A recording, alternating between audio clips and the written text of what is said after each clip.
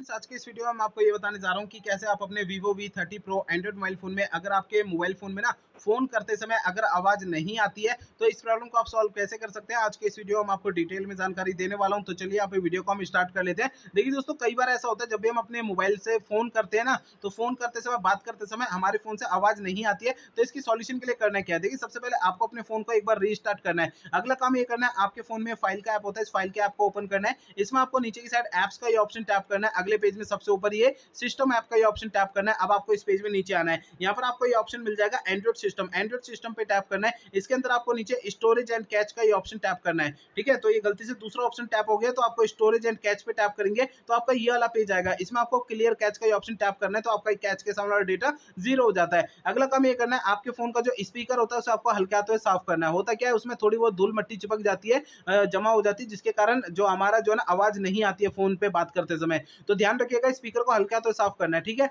अगला काम ये करना है, मोबाइल फोन का सॉफ्टवेयर आपको चेक करना है कि अपडेट है या नहीं है। पहले फोन का इंटरनेट आपको चालू रखना है, इसके बाद फोन का सेटिंग पेज ओपन करना है। सबसे ऊपर आपको सर्च आइकन पे टैप करना है। यहाँ पे सबसे ऊपर सर्च बार में सिस्टम अपडेट आपको लिखना है। आपको नीचे सिस्टम अपडेट का ये ऑप्शन शो होता है, इसे टैप करना है। अब आपको इस पेज पे कोई भी अपडेट का बटन या डाउनलोड इंस्टॉल अगर यहाँ पे लिखा हुआ दिखाई देता है तो उसे आपको टैप करके फोन का सॉफ्टवेयर अपडेट कर लेना है। ठीक है ना। अब देखिए अगला काम करना है क्या, मोबाइल फोन को ना रीसेट करना है। देखिए दोस्तों, मोबाइल फोन को रीसेट आपको तब करना है जब मेरे बताए हुए पिछले प्रोसेस काम नहीं करते हैं, तब आपको फोन को रीसेट करना है, अदरवाइज नहीं करना है। फोन को रीसेट करने के लिए फोन का सेटिंग पेज ओपन करिए। सबसे ऊपर आपको सर्च आइकन पे टैप करना है। यहाँ पे सबसे ऊपर सर्च बार में रीसेट आपको लिखना है। आपको नीचे की साइड ये ऑप्शन मिलता है erase all data factory reset, इसे टैप करना है। आपका फोन डायरेक्टली आपको सेटिंग में लाएगा। Erase all data factory reset पे आप टैप करेंगे तो अगले पेज में सबसे नीचे इरेज ऑल डेटा का ये ऑप्शन टैप करना है। इससे आपका फोन जो है रीसेट हो जाएगा और आपकी प्रॉब्लम सॉल्व हो जाएगी। लेकिन फोन को रीसेट करने से पहले दो बातों का ध्यान रखना है। पहली बात ये ध्यान रखनी है, आपके फोन में जो भी डेटा, आप अपने फोन के डेटा का बैकअप ले लीजिए। और दूसरी बात ये ध्यान रखनी है, आपके फोन की जीमेल आईडी और उसका पासवर्ड आपको पहले से